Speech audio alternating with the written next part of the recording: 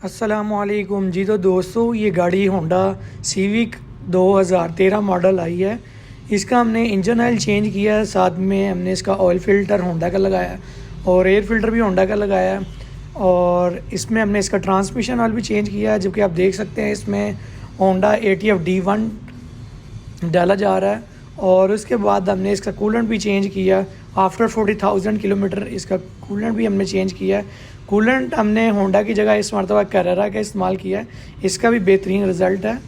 और हमारे चैनल को लाइक कमेंट शेयर लाजमी